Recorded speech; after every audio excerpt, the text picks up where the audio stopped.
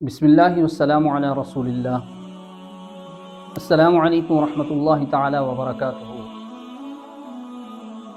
دوستو، اگر آپ اس بات سے پریشان ہیں کہ آپ جس کام کو بھی کرنے کی کوشش کرتے ہیں اس کام میں آپ کو ناکامی کا سامنا کرنا پڑتا ہے، وہ کام آپ کے لیے مشکل ہو جاتا ہے، اگر ایسا ہے تو بالکل بھی پریشان نہ ہوں۔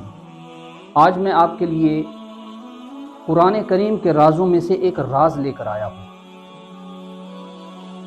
دوستو، اللہ رب العالمین ہم پر بڑا ہی مہربان ہے، اس کا جتنا بھی شکر ادا کیا جائے کم ہے کہ اس نے ہمیں پیدا کر کے یوں ہی بے یار و مددگار نہیں چھوڑ دیا، بلکہ قدم قدم پر ہماری رہنمائی کا بہترین بندوبست قرآن و سنت کی صورت میں کیا ہے۔ دوستو، قرآن و سنت جو ہے ایک ایسا خزانہ ہے جس سے نہ صرف آخرت بلکہ دنیا بھی ہمارے لیے آسان ہو جاتی ہے، پرسکون ہو جاتی ہے اور انتہائی خوبصورت ہو جاتی ہے۔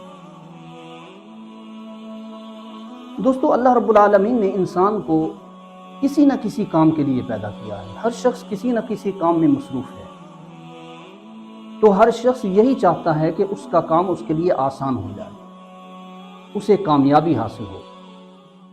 تو دوستو، سوال یہ پیدا ہوتا ہے کہ کیا قرآن و سنت میں بھی کوئی ایسی رہنمائی یا طریقہ کار موجود ہے کہ جس سے ہماری زندگی آسان ہو جائے، ہمارے کام ہمارے لیے آسان ہو جائیں، ہمیں سکون میسر آئے؟ دوستو، آپ حیران ہوں گے کہ اللہ رب العالمین ہم پر اس قدر مہربان ہے کہ اس نے سب سے پہلے ہمیں آسانی اور کامیابی کی چابی عطا فرمائی، اس کے بعد قرآن کریم کا آغاز فرمایا۔ دوستو، ہم جو کام بھی کرنا چاہیں اس سے پہلے اس چابی سے ہم اپنے لیے آسانی اور کامیابی کے دروازوں کو کھول لیں، اس کے بعد جو بھی ہم کام کریں گے انشاءاللہ کامیاب ہوں گے اور ہمارے لیے آسانی کی راہیں کھل جائیں گی۔ دوستو، وہ آسانی کی چابی ہے بسم اللہ الرحمن الرحیم۔ دوستو، بسم اللہ الرحمن الرحیم پڑھنے کا بھی ایک خاص طریقہ کار ہے۔ بسم اللہ الرحمن الرحیم کا مطلب ہے کہ میں شروع کرتا ہوں اللہ کے نام سے جو رحمان و رحیم ہے۔ مطلب یہ کہ ہم جو بھی کام کر رہے ہیں اس پر ہم اللہ کا نام لے رہے ہیں، اللہ کے نام سے ہی اس کام کا آغاز کر رہے ہیں۔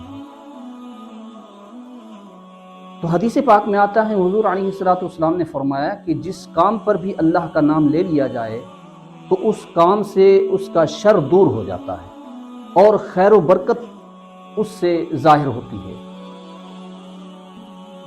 تو دوستو، جب بھی ہم بسم اللہ الرحمن الرحیم پڑھیں تو اس وقت ہمارے ذہن اور دل میں، ہمارے تصور میں اللہ کا نام ہو۔ اللہ کے نام کا تصور ایک ایسا عمل ہے دوستو کہ جس سے نہ صرف خیر و برکت کے دروازے کھلتے ہیں بلکہ اللہ کے قرب کے دروازے بھی اسی سے کھلتے ہیں۔ دوستو، اولیاء اللہ کے جتنے بھی سلسلے ہیں، سلسلہ قادریہ ہے، چشتیہ ہے، نقشبندیہ ہے اور جتنے بھی سلاسل ہیں، تمام کے تمام اللہ رب العالمین کے نام کا تصور کراتے ہیں اور اللہ کے نام کی ہی برکت سے وہ اولیاء اللہ کا مقام پاتے ہیں۔ تو اللہ تعالیٰ سے دعا ہے کہ اللہ رب العالمین ہم سب کو اپنے نام کی برکات عطا فرمائے، آمین۔